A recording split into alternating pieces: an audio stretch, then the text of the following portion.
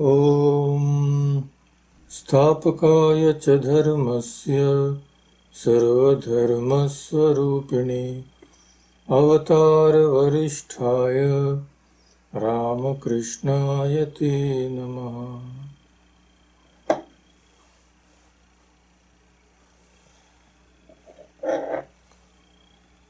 So as you know, we have started the discussion on the philosophy which has been highly praised in all our scriptures. Nasti Sankhya Samam Jnanam, Nasti Yoga Samam Balam. There is no knowledge like Sankhya and no power like that of yoga. We have seen that. So here Sankhya knowledge means, mind you, knowledge of the self. When we say that there is nothing like knowledge, it is knowledge of the self, not the knowledge of Sankhya philosophy as a philosophy. This we should remember. So it is a very important philosophy, and we can just recapitulate what we have studied till now.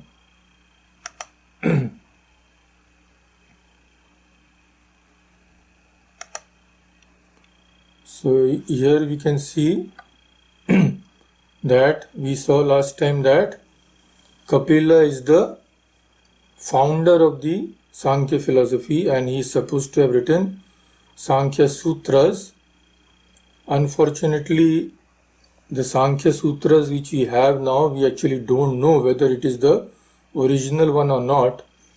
Kapila's disciple was Asuri, Asuri's disciple was Panchashika, and the latest is Ishvara Krishna. His book Sankhya Karika is what is generally studied now. And we saw that Sankhya means discrimination or perfect knowledge, as it is the philosophy in which we have such knowledge, the philosophy which allows us, guides us in gaining such knowledge. Therefore, Sankhya is knowledge of the self through right discrimination, and this knowledge is called the highest knowledge. And we saw that Sankhya admits of only two kinds of ultimate realities, matter and spirit, or Prakriti and Purusha. And like other philosophies, this philosophy can also be divided into four broad groups: metaphysics, theory of knowledge, doctrine of liberation, and what it has to say about God. So we have just started metaphysics, the portion which deals with metaphysics. A theory of causation we have studied last time, so we will just go through that again a little and then go to the next one, that is Prakriti and the Gunas. Okay, so see, last time what we saw, we were discussing Satkaryavada, or the theory of causation according to Sankhya. Now, what is the necessity of discussing this Satkaryavada in such detail? Because you see, the Sankhya theory of evolution of the cosmos out of Prakriti is based upon its theory of causation. When we study the evolution, evolution according to Sankhya, we will see that Sankhya believes that the whole cosmos, the whole universe has come out of Prakriti.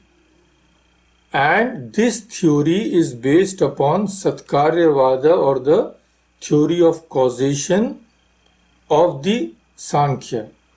Now, Sankhya maintains that the effect pre-exists in the cause in a potential condition. Potential condition, mind you. When we plant a seed in the ground, a tree grows up from that seed. So Sankhya says that the tree was already there in the seed, but in a potential form. And when the seed is in the soil, when it gets water and all, then the tree which was already there, it manifests from that seed, but it was already there. So the effect is a modification of the cause. It is a manifestation, a development or redistribution of the cause. Sometimes it is just redistribution. For example, when we knit something from a ball of wool, suppose we knit a cap from a ball of wool, what is happening? The wool is the same, nothing actually new has been manifested, but that wool has distributed itself in such a form that we can wear it as a cap. So the effect is a manifestation, development or redistribution of the cause. It is not a new beginning, as the Nyaya Vaisheshika holds. Nyaya Vaisheshika upholds the theory of Arambhavada, that is, it says that the effect was not there in the cause, it is a new beginning. But Sankhya says no, the effect is not a new creation. It is not non-existent or asat in the cause. Asat means non-existence. So Sankhya says it was sat, means it was already existing. So from there the name comes Satkarya, and from that the doctrine of Satkarya, which is Satkaryavada. So the Sankhya advocates the doctrine of Satkaryavada as distinguished from the Nyaya doctrine of Asatkaryavada. And the Advaita philosophy also agrees with Sankhya in this respect. It also upholds Satkaryavada, which says that the effect is existent in the cause, because what is non-existent can never be brought into existence. What is not there cannot be got from just vacuum. And a determinate relation exists between the cause and the effect. The seed and the tree, there is a relation between the seed and the tree. Otherwise, how did the tree come from the seed? And if you say that the tree was non-existent before its creation, then how can the seed be related to something which is non-existent? Please note this point. There has to be a relation between cause and effect. And if you say that the effect was non-existent before its manifestation, then how could there have been a relation between something which is non-existent and the cause? So that is why there has to be a relation, and relation can only be there when the effect was already existent in the cause. We say that something has been produced. Now this English word produced, if taken at face value, it is misleading. When we say produced, what is the image which comes in our mind? That something was not there earlier and it has come into existence. But that can never happen. That can never happen according to Sankhya. Actually, what is production? Sankhya says production is just manifestation. Mind you, production only means that what was unmanifested earlier is manifested now. In Sanskrit it is called Avirbhava. Avirbhava. And what is destruction? Destruction, when we say, immediately the image comes to our mind that something has been absolutely annihilated. I mean, it has no existence at all. But that is not true.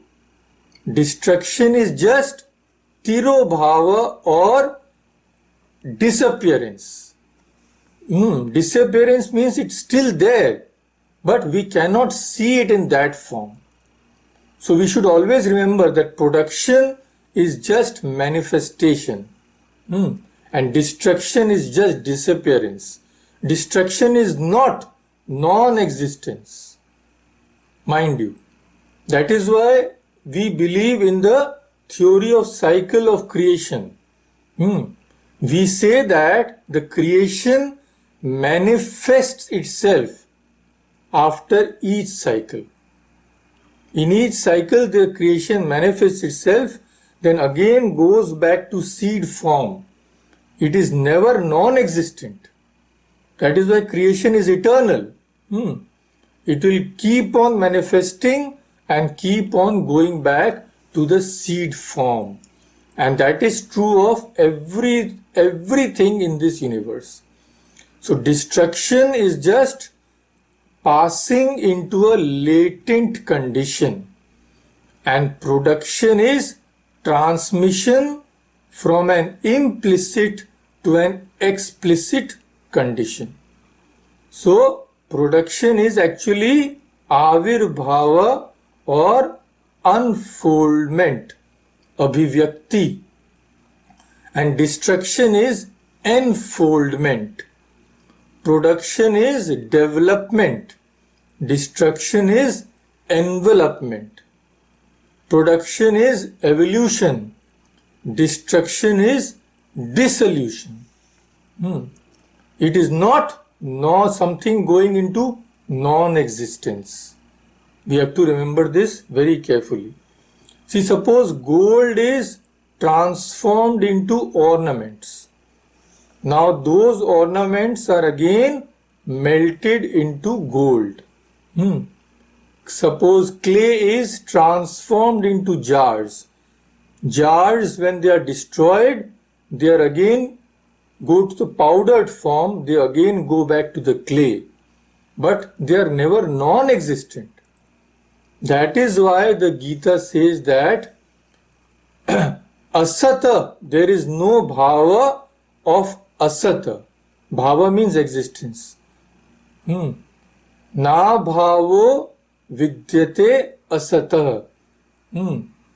Sata na vidyate bhava. That is why Gita says there is no non-existence of something which exists, and something cannot come out of nothing. So production is not a new creation of a non-existent entity, but only a manifestation of a pre-existent latent effect. This is the thing. So cause and effect are different states of one and the same substance. It is the same thing, only the state has changed. And when the form changes, we give it a different name. A potter forms from the clay a pot. What has happened? The clay, the form has changed. And so we give it a new name, a pot. But difference is only in name and form. Actually, it is just the clay. So the distinction between the cause and the effect is based on our practical interests. Why? We cannot put water in the clay as it is. So what do? We just change the form of the clay so that it becomes a pot, then we can put something there. But actually the pot and the clay are not different, although they serve different purposes. But essentially they are not different. So this is true for the material cause, mind you. as last time Ashok Babu was telling, see, there are two causes. We should not confuse them. The best way of remembering is material cause. The best way of remembering is when the question comes, a pot, what is the material from which it is made? The clay. So the clay is the material cause. That is the best way of remembering. If some object is there, if we ask the question from what it is made, this means we are asking what is the material cause. And if we ask who has made it, then we are asking what is the efficient cause. So please remember these terms, because this will come again and again in philosophy, in Advaita Vedanta. Again and again these things will come. So if there is a substance, if the question is from what it is made up of, that means what is its material cause. And if we ask who has made it, then it is the efficient cause. So pot, if we ask from what it has been made, the answer is the material cause of the pot is clay. And if we ask who has made it, then the answer is the efficient cause is the potter. So when Sankhya says that the effect is only the cause in another form, we should remember that this means the material cause, not the efficient cause. The clay, the pot is not the potter. The jar is not the potter in another form. It is only the clay in another form. So we should remember that when Sankhya says that the effect is only the cause in another form, it is the material cause which is meant here. So material cause and efficient cause, in Sanskrit they are called Upadana Karana and Nimitta Karana.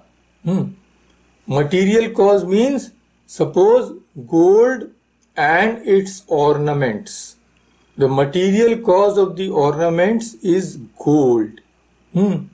So what happens? The material cause enters into the constitution of the effect. The gold has entered the constitution of the necklace from which it has been made.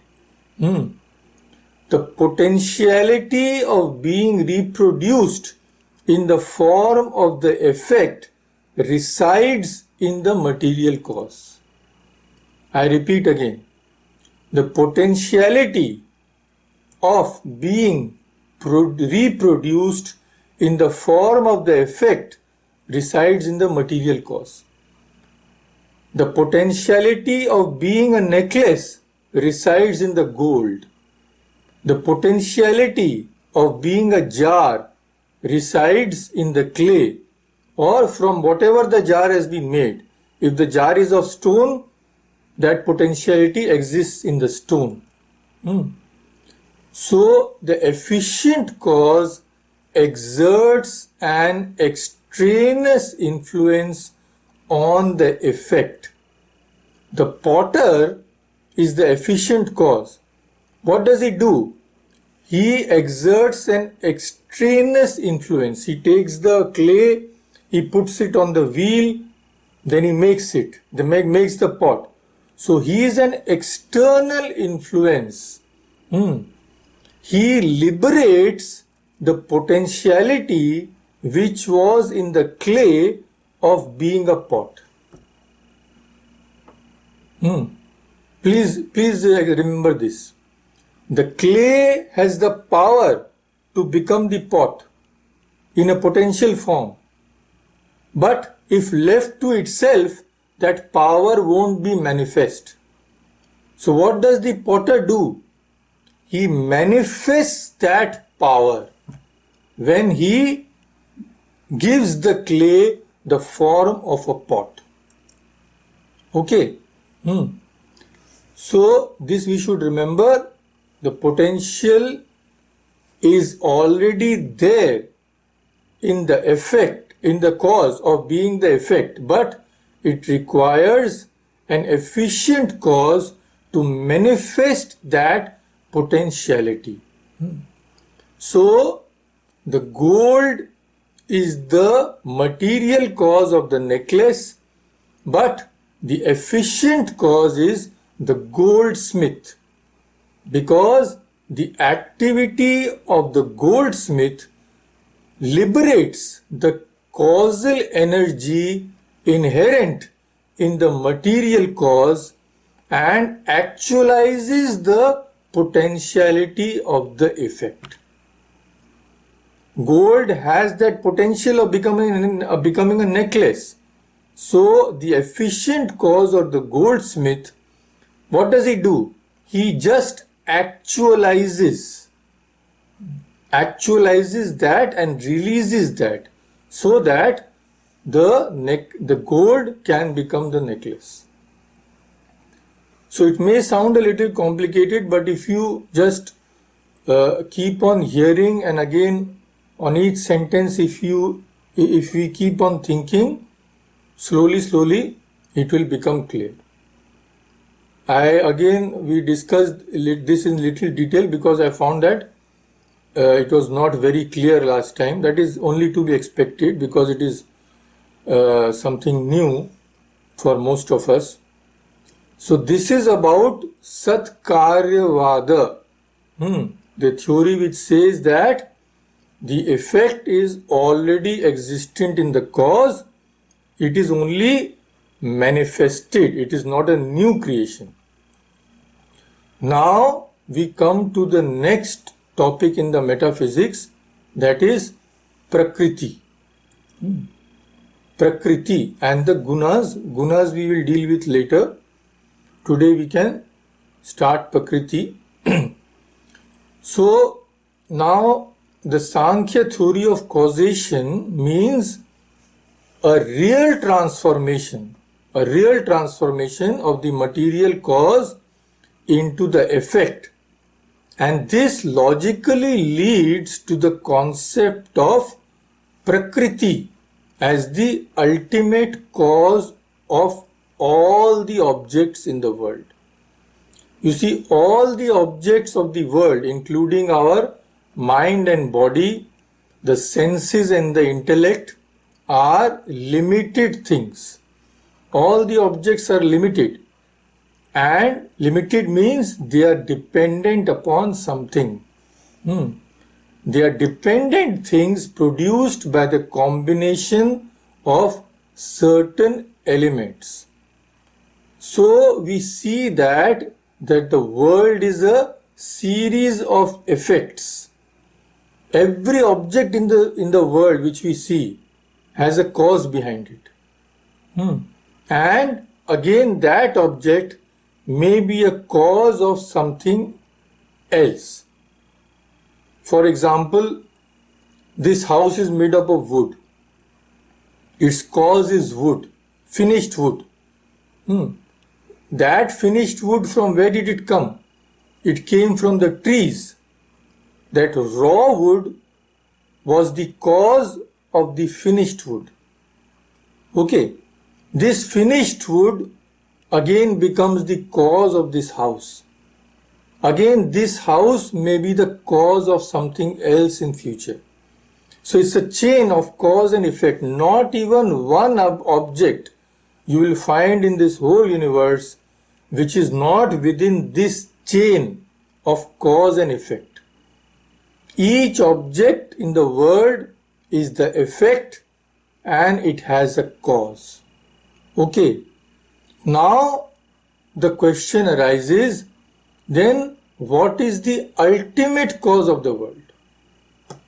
If we say that everything is the cause and effect, then there must be a first cause from which all this cycle started. The first cause or the ultimate cause. What is that? That question arises. Now we have already seen that according to Sankhya, there are only two realities, ultimate realities, Prakriti and Purusha.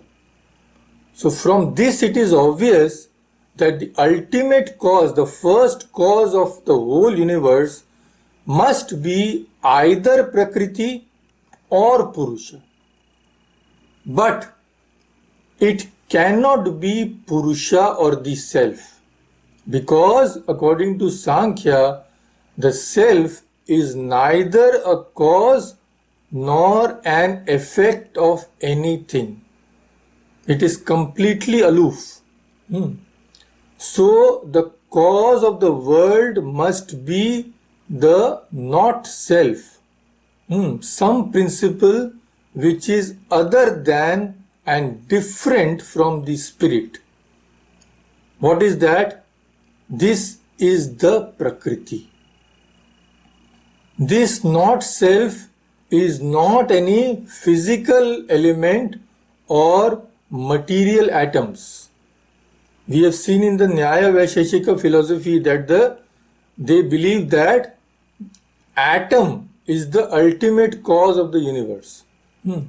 But Sankhya says no, atoms cannot be the ultimate cause, because the material atoms cannot explain the origin of the subtle products of nature, such as the mind, the intellect.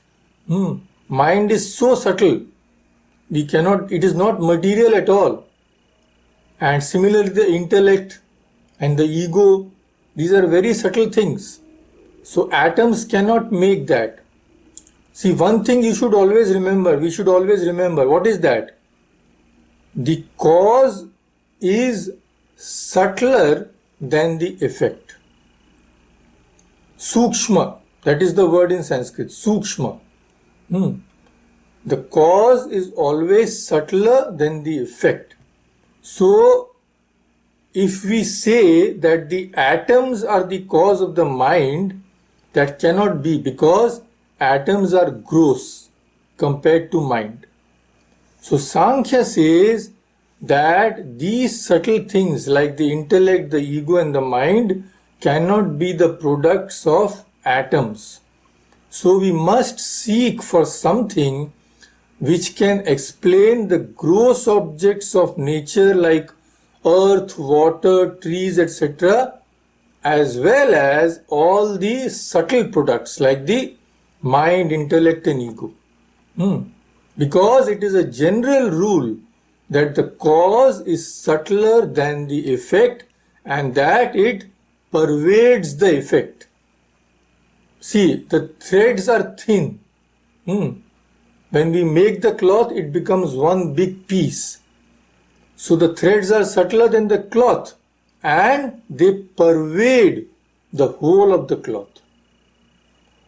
So the ultimate cause of the world must be some unconscious principle which itself is uncaused, which is eternal and all pervading, very subtle, and which has the power to produce this whole universe. This ultimate cause is the Prakriti of the Sankhya. And if you ask what is the cause of this Prakriti, there is no cause. Because Prakriti is the first cause. It is the Mula Prakriti. So if we see the chain, cause and effect, cause and effect, cause and effect, if we keep on going further and further and further, we will reach the first effect. The subtlest thing, which is all pervading, that first effect is called Prakriti. So, as the uncaused and root cause of all the objects, it is eternal and all pervading, because nothing which is limited and non-eternal can be the first cause of the world. If it is non-eternal, if suppose Prakriti is destroyed, then the whole universe will be destroyed. But the universe is eternal, so it must have an eternal cause.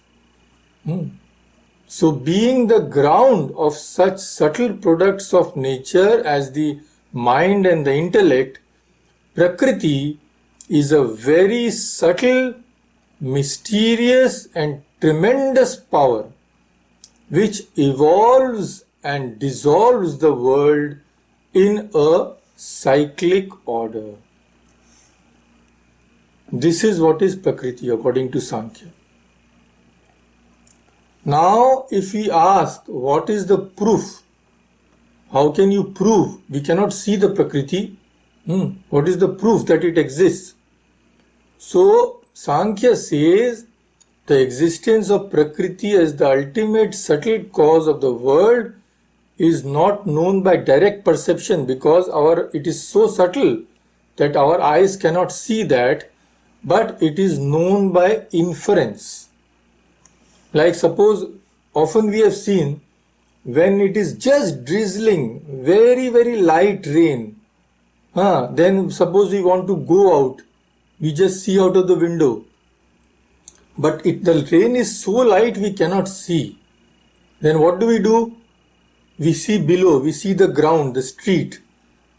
We see that the ground has become little wet. Then we say that since the ground is wet, it must be raining. That is inference. So, even if we cannot see something, we sometimes infer its existence. Suppose we enter a house from the door, we know that only one person is living in the house, but we hear the sound of conversation. So we say that, since we can hear it, there must be somebody else also. Or he is talking on a phone, of course, that is a different thing. I just want to put the essential point before you. So similarly, the existence of Prakriti is also inferred. We cannot see it actually.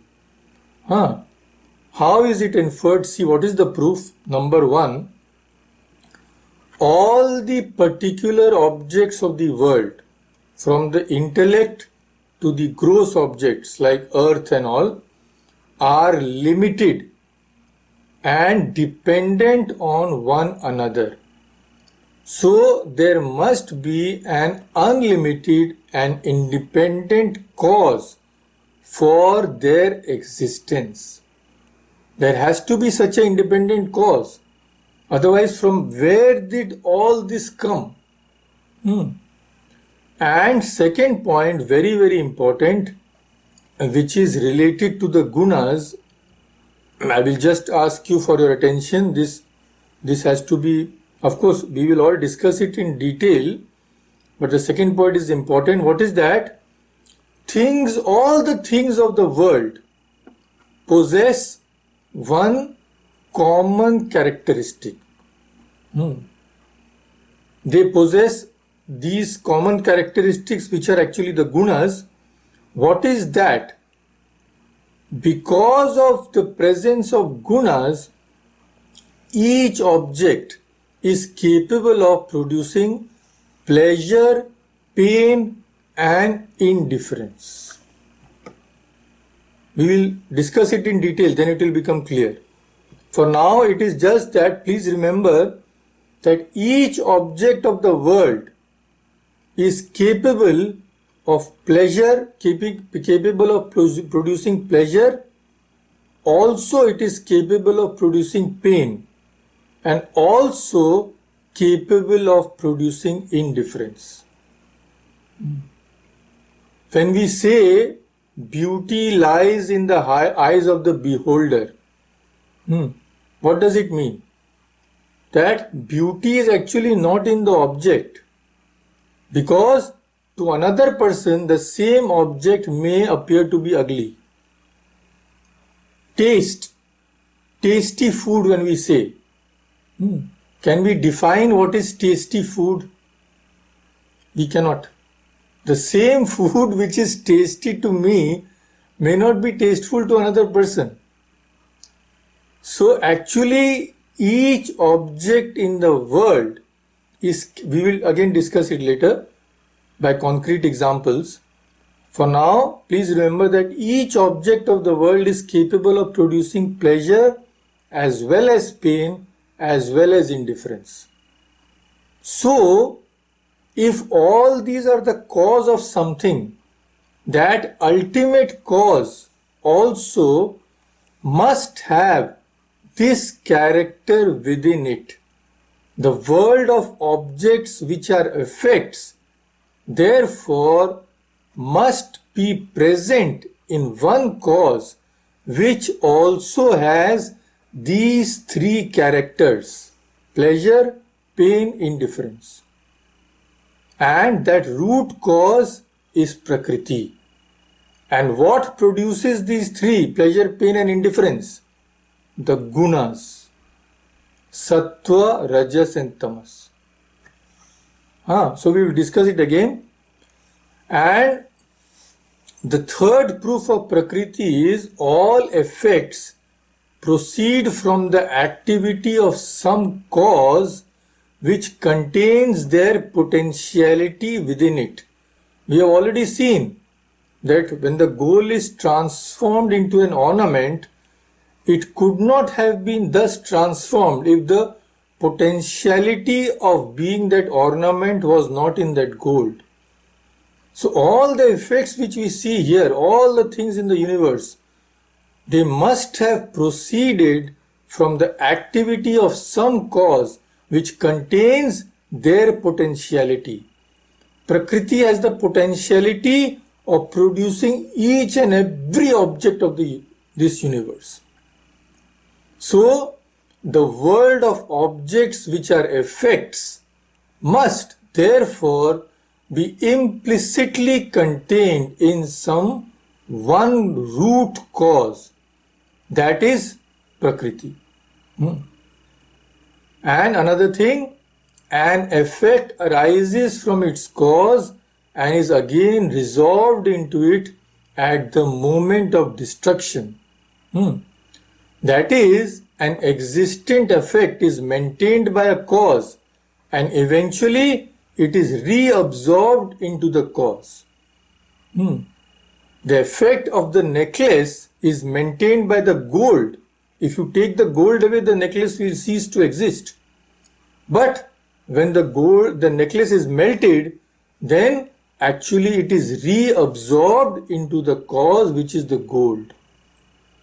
So, the particular objects of experience in the universe must arise from their particular causes, and these again from other general causes, and so on till we come to the first cause of the world.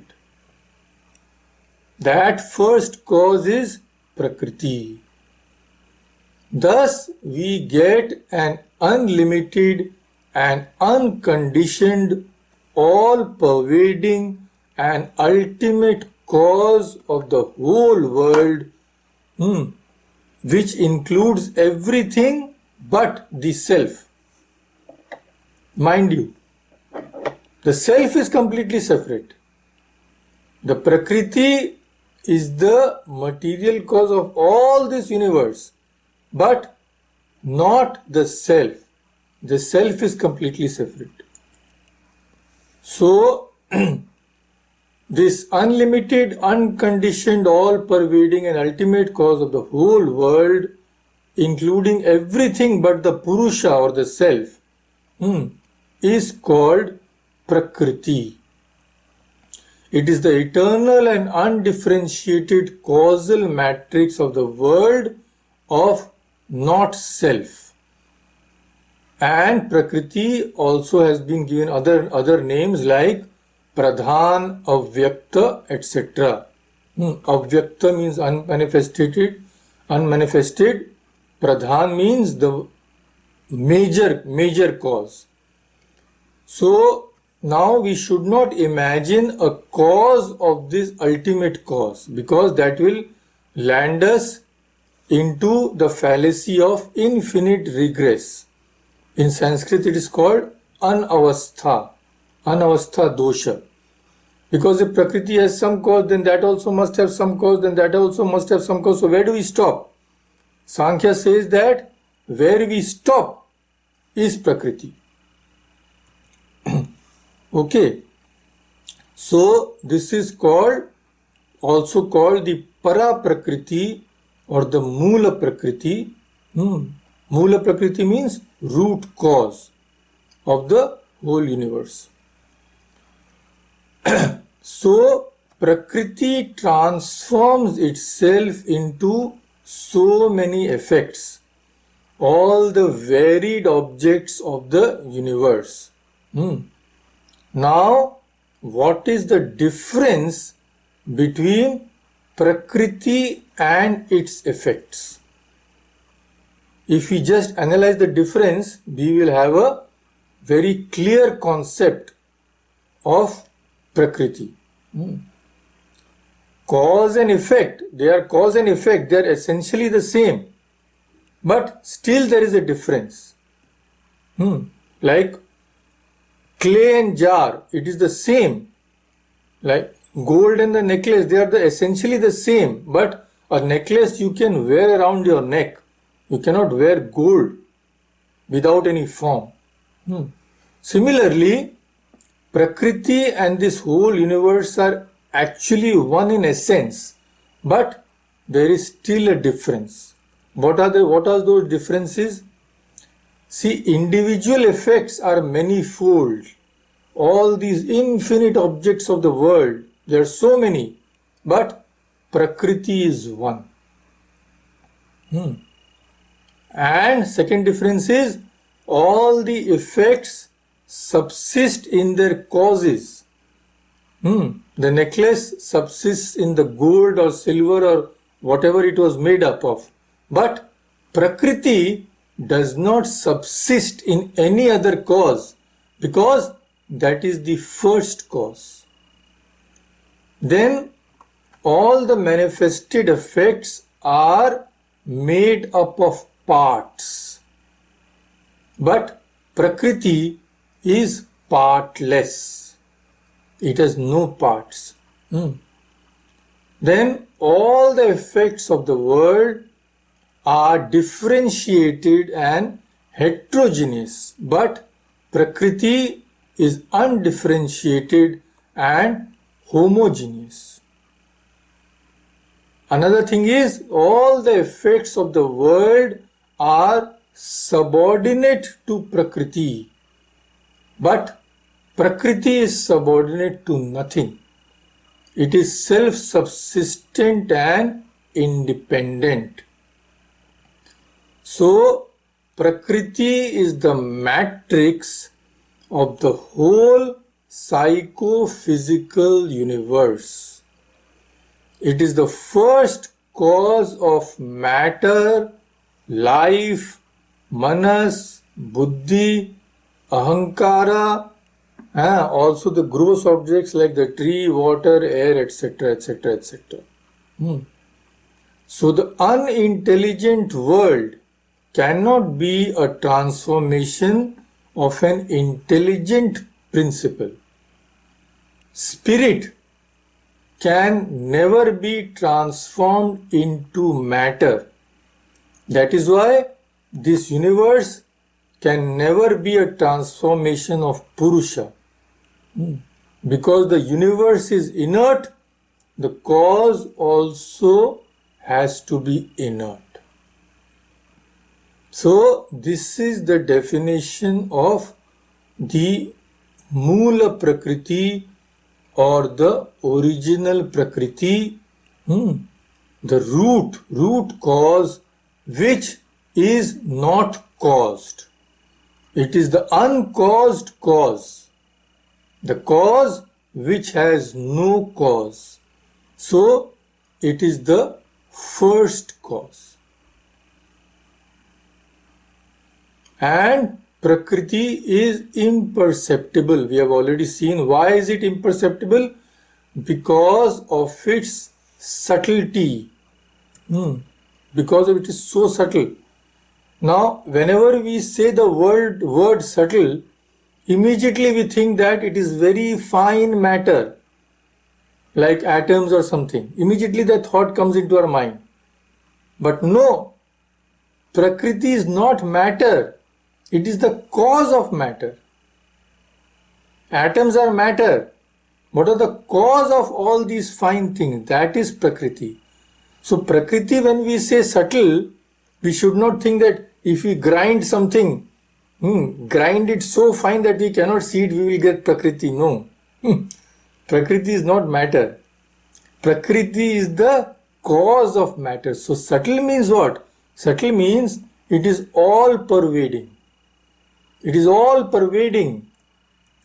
See, suppose there is a light here. Light is burning in my room. Unless there are any dust particles, etc., if the room is absolutely clean, we cannot see the light. Actually, we cannot see the rays of light. We just see that the whole room is pervaded by something. This example is actually does not tally because there is nothing comparable to Prakriti. I am just telling to explain this because light is also matter. So just try to take the spirit behind that. The thing is, Prakriti subtle means it is all pervading. Subtlety in the case of Prakriti means a general attribute which prevents the cognition of it by perception. This is the thing. And another name of Prakriti we have seen is Pradhan, because all effects are founded on that. And Prakriti is also called Avyakta, absolutely unmanifested, while all its evolutes are Vyaktas or manifested entities. So Prakriti is Avyakta and all the things of the universe are Vyakta, means manifested. So Prakriti cannot be primal matter, mind you, because it is the ground of all modifications, physical as well as psychical. It is the root cause of matter, life and mind. All inorganic, organic and mental products also are modifications of Prakriti. So, it is the unconscious or achetana matrix of all modifications, physical and psychical. It is the root cause of all objective existence. Okay. And what is this Prakriti made up of? This Prakriti itself is made up of gunas. So, we will take that up next time. I think all of you have had enough for today. I must have given a lot of headaches. So, but although it may sound a little complex, if it is so logical that if you just hear it once or twice and just try to understand this, it is very logical. One thing comes after another. So, this is the Satkaryavada of the theory of cause and effect of the Sankhya philosophy, and the Satkaryavada naturally leads to Prakriti being the cause of the whole universe, the uncaused cause of everything in this universe. So, next we will come to the constituents of Prakriti, which are the gunas. So, let's stop here today. Om Shanti Shanti Shanti Hari Om Tat Sat Shri Ram Krishna Arpanamastu.